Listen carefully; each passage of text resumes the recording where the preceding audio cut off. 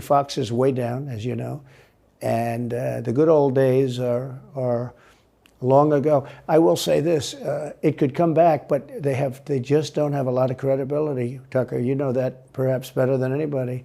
I think it was a terrible move getting rid of you. You were #1 on television, and all of a sudden we're doing this interview, but we'll get bigger ratings using this crazy forum that you're using than probably the debate or competition. When you say there are people on stage who shouldn't be running for president, who do you mean? Well, I don't want to really use names, but it wouldn't matter too much. A guy like, I call him Ada Hutchinson. It's Asa, but I call him Ada. Why do you call him Ada? I could tell you, but I don't want to get myself in a little trouble. But he's weak and pathetic, and he was, I never understood the guy, never knew him. He was the governor of Arkansas, not a very popular guy. I don't know how but that state is such a great state. The people are so incredible in that state, and they love me and I love them. How does this guy get elected governor of Arkansas? But he's nasty always and has been. A guy like Chris Christie, the guy left with a 8%, think of it, 8% approval rating in New Jersey. Now he's running for president. And he runs solely on the basis, oh, let's get Trump. He's like a savage maniac. He's like a lunatic. And that's all he talks about. His poll numbers are very, very low. He's about 2%. What's he like? You know him well. No, I've been friendly with him over the years, but I couldn't give him a job because I just never trusted him very much. I was just never one of his people that really trusted him. I never gave him the job. And that's one of the reasons he feels so hurt and so betrayed. And I understand that. I really do. I understand it. But I never gave him. He wanted to be different things. He was looking at different elements of the administration, and I decided I didn't want to do it. And now I'm glad I did, because you see, but we had some great people. I had great people. We'll have even better people if we do this, because now I know Washington. Before I didn't know Washington. But guys like Bill Barr were terrible. I mean, they were, I would say, Bushies. I say that with respect to the Bush family, but they were Bushies, and it doesn't work out for us. It was clear, this is kind of far afield, but it was just interesting. I read Barr's account of his time. He wrote a book about it. Right. His autobiography. And in it, he lies about Jeffrey Epstein's death. Clearly lies. Do you think Epstein killed himself sincerely? I don't know. I will say that, he was a fixture in Palm Beach. Yeah. I don't know what Barr said about it either. I have no idea what he said. What did he say? He killed himself, probably? He said he killed himself and that they were going to do this investigation. They never did the investigation. It's never been public. Well, and they hid it. And why are they doing that? And clearly Barr knew. But why would Bill Barr be covering up the death of Jeffrey Epstein? Bill Barr didn't do an investigation on the election fraud either, okay? He said he did, and he pretended he did, but he didn't. McSwain, the U.S. attorney in Pennsylvania, Philadelphia, said Barr just wouldn't let him do it. It was crazy. Barr became so petrified, so frightened of being impeached. They were going to impeach him. I don't know if you remember it. Yeah. It's not a big moment in history. But they said, we're going to impeach. They play a much rougher game, the left, the lunatics. And they were going to impeach Bill Barr, and he was petrified. Now, how do you not get impeached? Don't do any of this stuff. But he didn't do the job there. I don't know what he did with Epstein, but possibly he didn't. Do you think it's possible that Epstein was killed? Oh, sure, it's possible. I mean, I don't really believe. I think he probably committed suicide. He had a life with, beautiful homes and beautiful everything, and he all of a sudden he's incarcerated and not doing very well. I would say that he did, but there are those people. There are many people. I think you're one of them, right? But a lot of people think that he was killed. He knew a lot on a lot of people. He was killed. You think so? I think the closer you look, I'm not a conspiracy person at all. I believe everything I hear. But yeah, the closer you look into it, I mean, the Attorney General of the United States, your Attorney General, clearly lied about the Epstein death. Yeah, he was. Why? He was certainly. It wasn't well done. They had no cameras. They had no anything. Everybody was sleeping, and a case could be made. Look, I'm not going to get involved in it, but I can tell you a case could be made either way. But it certainly wasn't the most well-run place. So the reason I'm asking you is I'm looking at the trajectory since 2015 when you got into politics, for real, and then won. It started with protests against you, massive protests, organized protests by the left, and then it move to impeachment twice, Right. and now indictment. I mean, the next stage is violence. Are you worried that they're going to try and kill you? Why wouldn't they try and kill you, honestly? They're savage animals. They are people that are sick, really sick. You have great people in the Democrat Party. You have great people that are Democrats. Most of the people in our country are fantastic, and I'm representing everybody. I'm not just Republicans or conservatives. I represent everybody. I'm the president of everybody. But I've seen what they do. I've seen the lengths that they go to. When they make up the Russia, when that's exposed and they go down, and Barr should have gone after them, and other people should have gone after. And they did very late, because the Durham report came out. It was fairly good. It could have been a lot tougher, I guess, but it was fairly good. But it explained how corrupt it was. I'll tell you who did a great job was the Inspector General Horowitz. He did a phenomenal report. You didn't have to go to Durham. He did it on Comey and on, I guess, McCabe and some others, and it was a vicious, it was basically a true report, how bad they are. But these people are sick people. These are people that I think they hate our country. You want to know the truth. When you see open borders, when you see these policies that they have, and so many other things, it's so sad to see. You know, we have a country that's very fragile right now. I've never seen, I will say, look, I ran in 16, which was 15, but I ran in 16, election in 16, and there was tremendous spirit.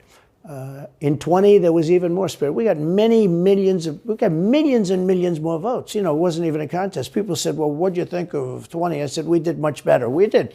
You got to base it on the number of votes. We got many more votes in 20 than we did in 16. But the election was rigged. It was a rigged election. And with COVID, they used COVID to cheat in a lot of different things, and we have so much on it. It's like so easy. But we had judges that didn't want to look. We had people didn't want to get involved. They called you, he's a conspiracy theorist if you say anything about the election. But I have never seen spirit like there is right now. Even coming down here, just the people on the road that are just absolutely going crazy. And the reason is, I think they like me, and I know they love my policies. I hope they like me too. You know, a lot of people say they don't like me, but they like my policies. I think they like me. But I have never seen spirit like it is right now. And the reason is because crooked Joe Biden is so bad. He's the worst president in the history of our country. I don't think he's going to make it to the gate, but you know, you never know. But he's a corrupt person, so corrupt that I took the name off Hillary. You know, I don't do two people at one time. I took the crooked Hillary and I retired the name. That was a good day for her. I bet she was very happy. And I used it for Joe because it's crooked Joe. But Joe is really... But you don't think he's going to make it to November of 24? Well, I think he's worse mentally than he is physically. And physically, he's not exactly a triathlete or any kind of an athlete. You look at him, he can't walk to the helicopter. He walks, he can't lift his feet out of the grass. You know, it's only 2 inches at the White House, right? That's not a lot. But you watch him, and it looks like he's walking on toothpicks. So, and then you see him on the beach where he can't lift a chair. You know, those chairs are meant to be light, right? They're like 2 ounces. You lift them up.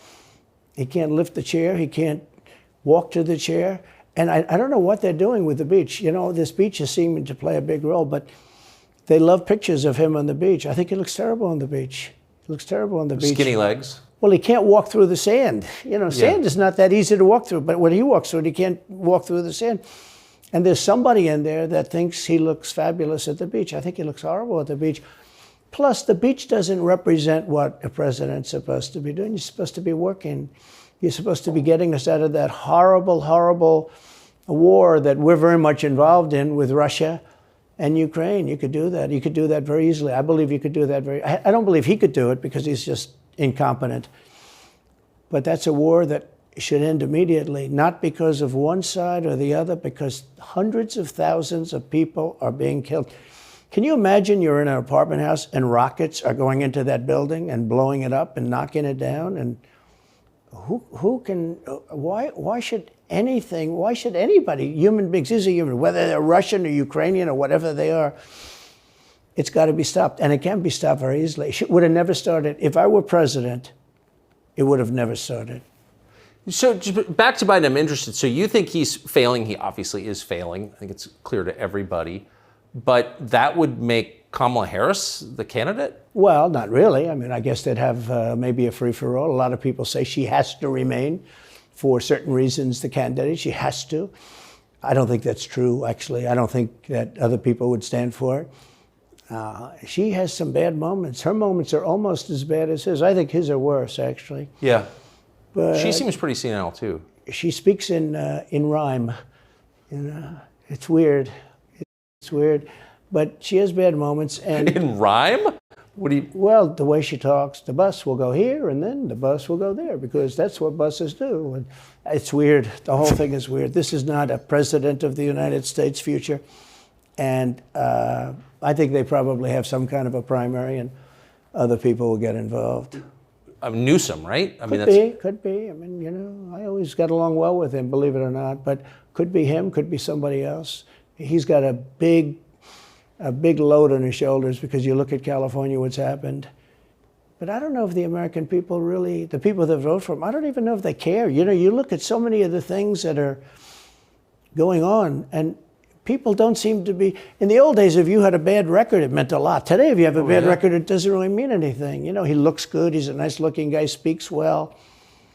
But Biden, every time you watch him talking, it's like he's walking on eggs. You're waiting for him to collapse. And he almost always does. And I got to know the leaders of all of the countries, essentially, but the big ones. And the bigger, the tougher the leader. It's like sort of, I guess maybe that's the way it's supposed to be. But I got to know President Xi of China and Putin and Kim Jong-un, North Korea. Did a great job with North Korea, kept us out of a nuclear war. We would have 40,000 dead soldiers right now. They'd drop a nuke right on top of the military base. But we have 40,000 soldiers over there.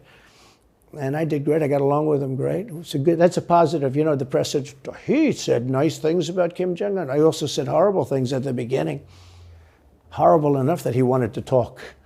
And we talked, and we met in Singapore. We met actually twice. And we had unbelievable meetings. I know him very well. We were in great shape with him.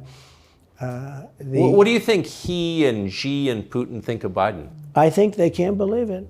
I think they probably say this is some kind of a system. They had great respect for our country. They respected me. They had great respect for our country when I was there.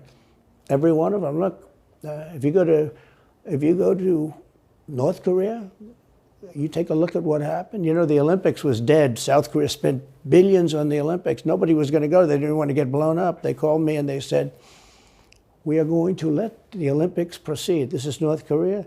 I said, you should go into the Olympics. Put your athletes in. It wasn't like, they were big on athletes because, Famine. But they went in and they actually participated. And within about 2 days, the entire thing was sold out. And if it wasn't me, that would have never happened. But I got along very well with him, and that's a positive thing. He does have massive nuclear power, by the way. And if Hillary would have gotten in, or if the Obama thought process continued, it would have been a nuclear war, absolutely, with North Korea. He was expecting to go into a war, and it would have been a nuclear war. So do you think the rest of the world looks on at Biden and thinks someone else has got to be running the government? Well, somebody else has to be.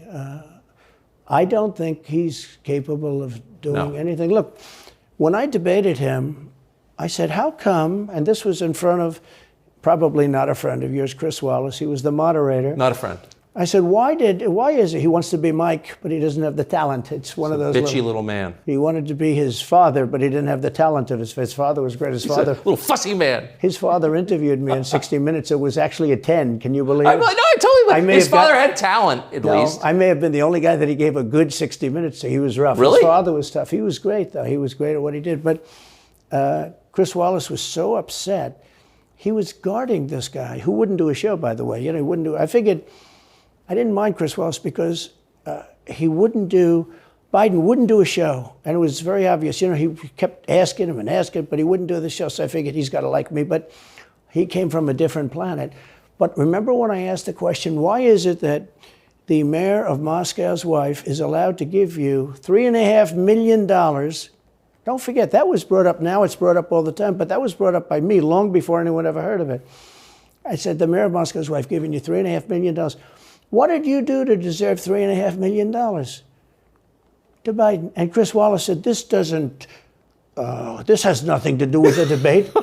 I mean, he fought. He got in the way of the question. No, well, it was crazy. And I said, well, wait a minute. He got $3.5 million from the mayor of Moscow's wife.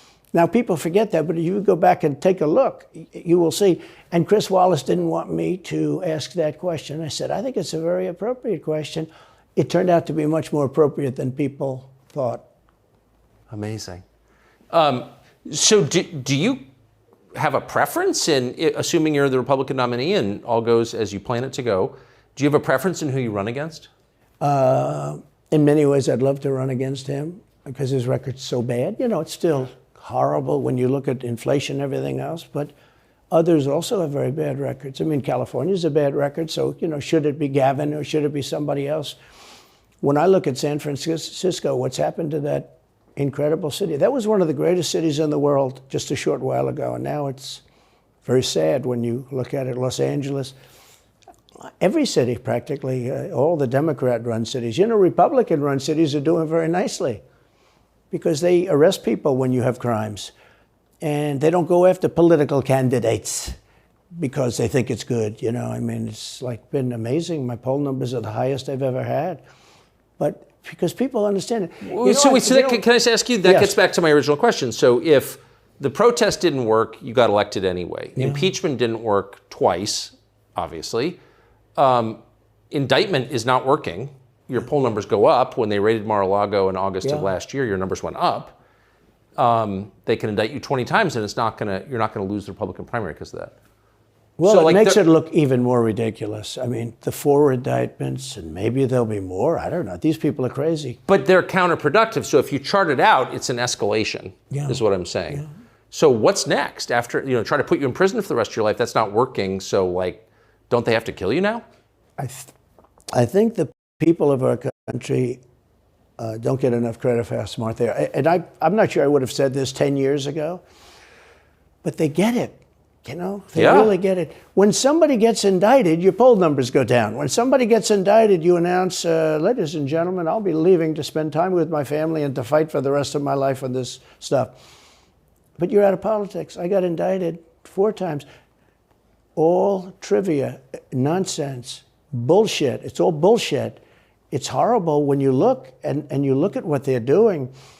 The boxes hoax, I'm covered by the Presidential Records Act. I'm allowed to do exactly that. He's not covered, and he's got 25 times the number of boxes, and he's got them stored in Chinatown. He's got them stored in a flimsy garage underneath his Corvette at Penn. And by the way, at Penn, he gets millions of dollars. China pays this guy millions of dollars. See, I think he's the most corrupt president we've ever had, and he also has the distinction of being the most incompetent. And I believe both. I mean, he's both incompetent and corrupt. So and who I is running the actually government? believe he's compromised because China knows so much about him. They know where the money comes from. They know where it is, who paid it, and they probably paid it. Well, they do pay Penn, and he gets $1 million. I think he takes $999,000 because keeps it a little bit under $1 million, like by $1. But he, in many ways, is a Manchurian candidate. We have a Manchurian candidate. And he's afraid to tell Russia to get out of Cuba. He's afraid to tell China to get out of Cuba. He's afraid. China now is building, think of this, China is building military installations in Cuba. The Cuban population of Miami is not too happy because they're never going to be able to go back. And you don't even hear about it. And the worst culprit is the press, the media, because normally, when I first heard that China's building installations in Cuba, and installations means military installations, okay, they said just some communication. They did that on the islands with Japan. They took the island, they started this massive construction, and they told everybody, including the Japanese have to be very careful, they told everybody that this is a housing development. They're going to build a housing development. And I said, how come the runway is 20,000 feet long? Private jets need 4,000 feet. They don't need 20,000 feet. The big ones need 20,000 feet. They don't even need 20. And I looked at the runway. I said, that's the largest runway ever built, both in width and length, for housing development. There's nobody that has a plane that big that you would have a runway that's Why is for China testing. allowed to conduct imperialism in our hemisphere. Well, yeah, and it's far beyond Cuba. It's all over South America. Yeah, in the Caribbean. So we built a thing called the Panama Canal. We lost 35,000 people to the mosquito, malaria. Yeah. We lost 35,000 people building. We lost 35,000 people because of the mosquito. Vicious. They had to build under nets. It was one of the true great wonders of the world. As he said, one of the 9 wonders of the world. No, it was one of the 7. It happened a little while ago, He says 9 wonders of the world. You could make 9 wonders. He would have been better off if he stuck with the 9 and just said, yeah, I think it's 9.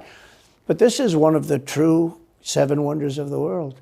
And you take a look at the Panama Canal. It was such an incredible engineering marvel. We sold it under Jimmy Carter. We sold it to Panama for $1. The following day, they quadrupled the amount of money that ships had to pay to get across. They didn't lose one ship.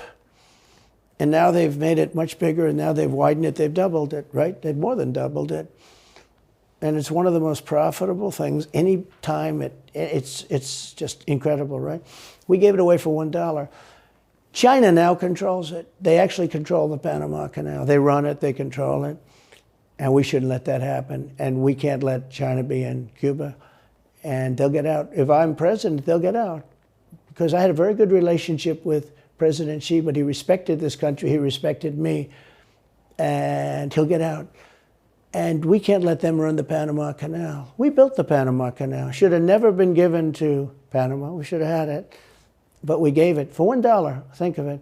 They quadrupled. In one day, they lifted the fees, which are, pretty big, for these massive ships to go through, right? Rather than going around the Cape and do all the tremendous storms, such beauty, it's beautiful stuff. But you didn't want to get caught in those storms. Those were storms that wiped out the biggest ships. And we go through the Panama Canal, we built it, and we gave it away for $1. Think of that, how stupid are we? We have done the stupidest things in this country. And now we have a president that can't put 2 sentences together, can't speak, can't walk, can't talk. I don't think he gets to the starting gate, but these people do miracles. I mean, he ran out of his basement, and you got away with that one because of COVID, so he sort of got away with it. They cheated on the election. But you have people that are very smart, but they're fascists and they're radical left lunatics, and they're destroying our country with the all-electric cars and the windmills all over the place, which, by the way, don't work, and they're most of them made in China. For the most part, they're made in China. Germany a little bit, but China. But you look at what's happening to our country, even no voter ID. I mean, why don't they want voter ID? There's only one reason they don't want voter ID, because they want to cheat. I mean, who doesn't want, the Democrat convention, the last one, they had voter ID that was this big. It looked like a prison card, this big on their chest. You walked in, they had your picture, your this, your fingerprint. They had everything. The most incredible voter ID I've ever seen. That was to get into the Democrat National Convention. But to get in to vote, if you buy groceries, if you buy practically anything now, you have ID on a card. Credit cards or otherwise. But don't you think it's racist to have to show your ID? Well, they probably say that. They use anything not to show ID, because voter ID is pretty simple. And we could go back, and we should go back to all paper ballots, voter ID, same-day voting. France did it. France had mail-in ballots, and it was terrible. Anytime you have mail-in ballots, you're going to have massive cheating on your elections. Anytime, but not just the presidential election. Anytime you have... Isn't that the whole point of them? Yeah. So you can cheat? Oh, yeah, sure. It's their whole point. That's their whole point. They want to cheat. Yeah. They have to cheat because their policies are so bad that if they didn't cheat, they couldn't get elected. Who wants open borders? Who wants high taxes? Who wants high interest rates?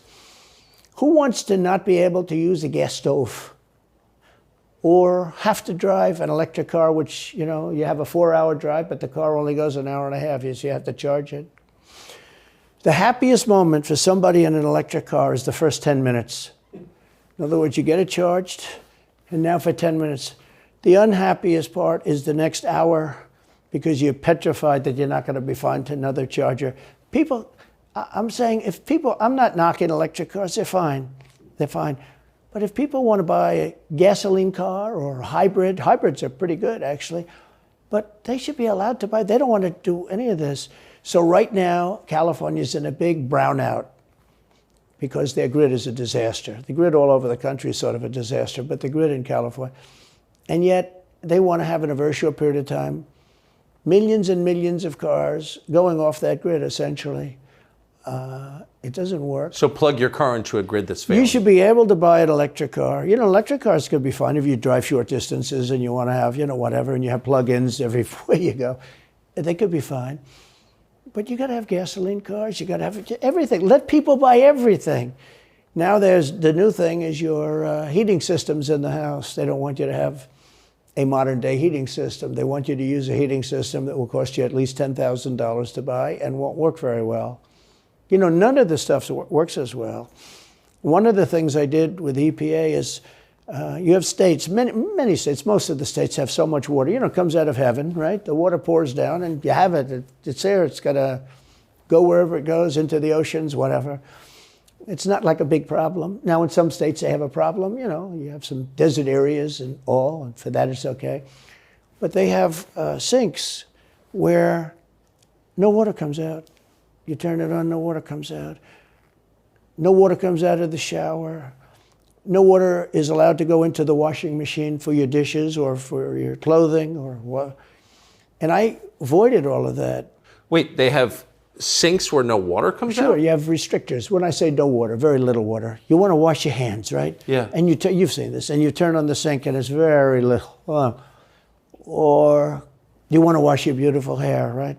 And you're standing under a shower. Then the suds never go. If the water comes out very slowly. I'm sure you've seen this. It usually takes place in new hotels and new homes. Yeah, you take a drill and take the they have limiter out. Well, you can, but now they make it so you can't do that so easily. They have a restrictor. It's called a restrictor, and it restricts the water from coming out. So I ended all of that, and you have to see these. They let the water come out. You know what people do? They wash their hands like 5 times longer, or in the washing machine, they'll press for their, let's say the dishwasher. They'll press it. Then they'll press it about 7 or 8 times. Yeah. They'll end up using more water, and it still won't be very good. I met with the head of Whirlpool. They were practically going out of business during my administration, and they said to me, from Ohio, incredible, great state, I love Ohio, and they were really doing badly because people were dumping washing machines all over, mostly from South Korea, but also from China. And he was explaining it's just a terrible situation. I said, let me ask you, how's the quality? He says, we're better, but they are good enough quality. But, you know, of course he's going to say that, but, you know, they are better. He said, but they don't allow us. They're dumping these machines. They're cutting us in half. They're killing us. And on top of it, the government won't let us use water in our machines. I mean, he shows me like a quarter of a bottle of water. That's supposed to be washing clothing. And I freed it all up, and I put tariffs on these countries that were selling and the machines coming into the country. And that company went from all the washing machine companies, they make washing machines, they make dryers, they make all of the different machines that do this kind of work, including dishwashers. And they went from a disaster area to being just thriving. But can I ask They why, love me in that part of Ohio. Well, I bet they do, but why should EPA, no one at EPA was elected by anybody, Yeah. Why do they have the power to decide how much water your washing machine uses? Shouldn't Congress in a democracy get to vote on that? Yeah, you could say that. They do things that are not very... So how do you, that's my question, how do you, if you get elected again, go back to Washington, how do you keep the agencies under control? How do you keep FBI and CIA specifically under control? The way you do it, like I fired Comey, that was a big deal. You know, a lot of people said, and I fired him very early. Somebody said, oh, I wish you would have fired him. There was a real question about firing him anyway. You understand, because, you know, when they have a 10-year term, there is a question. I fired Comey. That was a great thing. If I didn't fire Comey, maybe I wouldn't be talking to you, or I'd be talking to you about real estate or something else other than politics, right? That was a coup, in my opinion. That was a very sick deal. That was the insurance policy. You remember the insurance policy? Oh, she's going to win, darling. She's going to win. But just in case she doesn't, we have an insurance policy. And insurance policy was what they were doing. And we caught them with that. That was a very important tweet or whatever it was, text. It was a big deal. That was a big deal. The insurance policy. She's going to win 100 million to 1. That's not good odds. At least they gave me 1, right? 100 million to 1. But just in case she doesn't win, we have an insurance policy. And everybody said, that's strange.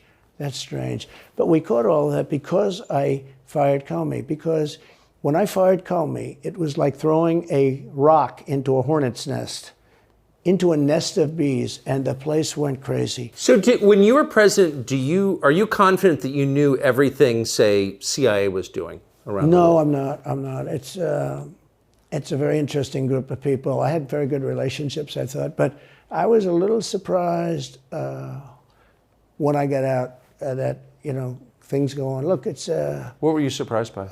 I was surprised. I think it's some of the people. I was surprised that there was... I had a group of people. Look, we killed many, using the CIA, I have to say this, very bad actors. We were very good at it. You look at Soleimani, you look at al-Baghdadi, bigger than Osama bin Laden. I mean, Osama bin Laden, but al-Baghdadi did ISIS, and he was rebuilding ISIS very strongly. And that was the CIA that did that? That was really us that did that. Yeah. That was really us that did that. And Soleimani was us that did that, not so much CIA. But we did some very good work with the CIA. But I started, when I looked at the 51 intelligence agents saying that was the laptop from hell was Russia disinformation, when I took a look at that, I said, that's a horrible thing. They knew it wasn't. They knew it was not. And by the way, you're talking about cheating on the election? McLaughlin and Fabrizio, great pollsters, they said a thing like that plus other things meant anywhere from 10 to 17% of the vote would change. Whatever happened to Mike Pence? You've always been nice to Pence. I've never heard you criticize Pence. You've defended him in public many, many times. He's out there attacking you. What is that? So Mike wants to run for president. You got to understand, in my opinion, Mike Pence had the absolute right to send the votes back to the legislatures. The Democrats and everybody said, you don't have the right. In other words, what I said, is he a human conveyor belt? You mean if he finds fraud in Pennsylvania, in Georgia, in any of these states, Arizona, he has to send them to Mitch McConnell, right? That's right, sir. Well, if he finds fraud, he has to? Yes, sir. I said, so he's a conveyor belt. Boom, put him in. I said, I don't agree with that. And we had some lawyers, not all, we had some lawyers that said, no, you do have the right to send them back to the legislatures to be rechecked. Because if you looked at what went on in Wisconsin, who, by the way, now agree with me, Wisconsin has been virtually, other than the fact they're not allowed to do anything statutorily, but Wisconsin has been, what they found is incredible. We won Wisconsin. But Mike Pence had the right, in my opinion, to send them back. Do you ever talk to him now? No, I haven't spoken to him in a long time. I was very disappointed in him. I didn't want to do what Thomas Jefferson did. Thomas Jefferson, it was Georgia. And it was, hear ye, hear ye, the great state of Georgia is not capable or allowed to tabulate their votes. And Thomas Jefferson, who was the vice president, said, is Georgia sure that they cannot tabulate their votes? Georgia is sure. He didn't send them back and have them redo it. He said, we will keep the votes of the great state of Georgia for Thomas Jefferson and his president. I didn't ask him for that. Could have done that too, but I didn't. I thought that would be turmoil. I asked him to send them back to his legislature, to the legislatures, in Wisconsin, let's say. But why didn't he? You'd worked together for 4 years. You're the president. He's VP. You say you're aligned on everything. I think he got very bad advice. I really do. Now, let me tell you what happened. I sat there with a few people. I think his lawyer was in the room too. His lawyer was very much against it. There were other lawyers that felt you could do it. It was one of those things. I think you could have done it. I think you can always do something if you see fraud or if you see problems. But it's very interesting. So after the election was over, the rhinos got together with the Democrats and they redid the election, so you couldn't do it anymore. So then I called the people. I said, so in other words, you're saying I was right. You could do it. Yes, you could do it. In other words, they took the Voting Act and they redid it so the vice president no longer has the power to do what I said he could do. So when that happened, I said, wow. And you'd look some of these Democrats in the eye and they'd say, he has absolutely no right to do it. And immediately after the election, they met rhinos, could name them all, and Democrats. and they approved legislation that takes away the right of the vice president to do it. So I said, so you're saying I was right. The vice president did have the right to do it. And they said, yes, he did. So if you're saying they stole it from you last time, why wouldn't they do the same this time? Oh, well, they'll try. They're going to be trying, yeah. But, and not only me, you know. Look, DeSantis is out. I think he's gone. So he was at a level. People have figured him out. He's gone. But if somebody else got in, other than me, they'll go at him just as viciously as they did me. These people are sick. They will go after them. And a lot of people say they won't be able to hold up. I do get credit for holding up quite well, I must tell you. I think it's... How do you do that? How do you get indicted, every week and stay cheerful? It's... I think it's a lot easier because I'm so high in the polls, because it means the people get it. The people see it's a fraud. The people see it. Like this horrible district attorney from just a little while ago, from essentially Atlanta, that's Fulton County. She said, basically, I don't have any right to challenge an election. Well, what about Stacey Abrams? What about Hillary Clinton? What about all of these Democrats that are still challenging my election? The same people that are saying he's challenging an election challenged my election. And they did it with slates. They did it with all sorts of things. They were very bad about it.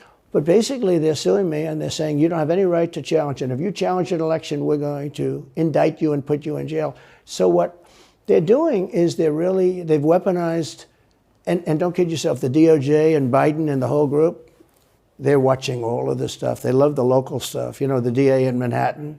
Not only that, they put one of the DOJ top people into the Manhattan DA's office to run things. They don't even have a case against me. It's not even a case. Everyone says, even the Democrats say, you can't bring these cases. You have no case. The Attorney General or the District Attorney, Fannie Willis, in Atlanta, she's getting killed. Basically, she's saying Trump doesn't have the right to criticize an election. But you've been around long enough now. You've seen many elections criticized. Hillary Clinton goes crazy. Every time she talks, she says, he's not the president. Jimmy Carter said, he's not the president. Well, I am the president. Hillary Clinton called me, by the way, at 3:02 in the morning to congratulate me the night of the election. Did her voice crack? Well, her voice was, it's very different, I will say. I won't get into that. But what do you mean? Her voice was very different. Don't forget, they were all celebrating at 5 o'clock in the afternoon. And I came home and I said, I think we won. I felt we won because the rallies are so big. We'd go to Wisconsin and we'd go to Georgia. We'd go to different states. In Michigan, we'd have rallies. In Pennsylvania, we had 58,000 people in Butler. And I said, how are we losing this? How do you have a rally where you have from 50 to 100,000 people, many of them? I did 7 a day for a couple of days. That's a lot. That's a lot. These are big rallies too. And I didn't hold back. I didn't say, let's make them let's do abbreviations, right? But they challenged this stuff. Yeah. Hillary called me up and conceded. Now the word is that Obama said you have to do that. But she called up and totally conceded. But now, every time you see her on television, she's saying she's challenging the election.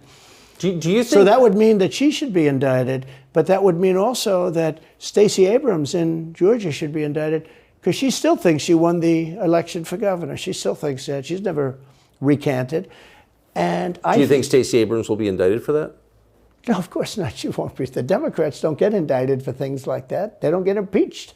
No, it's a different thing. With that being said, yes, I had great support when they did impeachment hoax #1 and impeachment hoax #2. Jim Jordan, the House was fantastic. And actually the Senate was very good for me, other than, Mitch McConnell. I think it's too bad I endorsed him. He was begging, he was going to lose that race, and I endorsed him, and he ended up winning the race because of my endorsement. He was down, he was going to lose to Amy McGrath. She was $90 million in cash, all set to go. She was leading by 3, he was going down. I did him a favor, and then 3-4 months later, he really wanted to impeach me. He's a bad guy. But if you look at what's going on politically, it's so interesting. The level of loyalty is different in politics than it is in normal life, I will say. With that being said, I've had great loyalty also. But the House was fantastic. The Senate was very good. You know, they overrode Mitch McConnell. Mitch McConnell, in my opinion, was trying to get senators to impeach me, especially for the second one. And on the first one, he acted very, very slow. He should have gone much faster. But Mitch McConnell wanted to, and the senators went up to him, guys that are subservient to him because he gives money. You know, he gives them money. He gives them a lot of money. He raises some money and he gives it to them, and therefore they do what he said. That's the only form of leadership he's got. So last question, if you're elected president again, what's your number one priority? When you ran last time, you said, I will build a wall. This time, your bottom line top promise to the country. So you can do numerous things at the same time. Of course. But let's say number one is a border. And taking hundreds of thousands of criminals that have been allowed into our country and getting them out and bringing them back to their country, Guatemala. By the way, not only the 4 countries that we think of as neighbors, all over the world. Last month, we had 149 countries represented. Think of it. We had 149 countries represented, Tucker, from places that many people never even heard of, coming into our country. And they're coming in from mental institutions, and they're coming in from prisons. They're emptying out their prisons all over South America.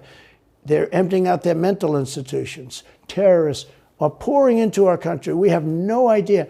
I had the strongest border in the history of our country, and I built almost 500 miles of wall. You know, they like to say, oh, was it less? No. I built 500 miles. In fact, if you check with the authorities on the border, we built almost 500 miles of wall. And I had another 200 that I was going to build. You know, it's like water, it seeks. And we're going to build another 200. We built it. It was all set to go. All they had to do was install it. It would have taken 3 weeks. And that's when I found out. I said, I think these people actually want open borders. The first thing I would do would be, I would seal up the border good and tight, except for people that want to come in legally. Do you think we're moving towards civil war? There's tremendous passion and there's tremendous love. You know, January 6th was a very interesting day because they don't report it properly. I believe it was the largest crowd I've ever spoken before. And you know some of the crowds I've spoken before. And like July 4th on the mall, I think they had 1 million people there. But I think that the biggest crowd I've ever spoken before was on January 6th. And people that were in that crowd, a very, very small group of people, and we said, patriotically and peacefully, peacefully and patriotically, right? Nobody ever says that. Go peacefully and patriotically. But people that were in that crowd that day, very small group of people went down there, and then there are a lot of scenarios that we can talk about. But people in that crowd said it was the most beautiful day they've ever experienced. There was love in that crowd. There was love and unity. I have never seen such spirit and such passion and such love. And I've also never seen simultaneously and from the same people such hatred of what they've done to our country. So do you think it's possible that there's open conflict? We seem to be moving towards something. I don't know, because I don't know what it, you know, I can say this. There's a level of passion that I've never seen. There's a level of hatred that I've never seen, and that's probably a bad combination. Donald Trump, thank you. Thank you very much. Very much. Thank you. That is a bad combination, by the way. Bad combination. Thank you.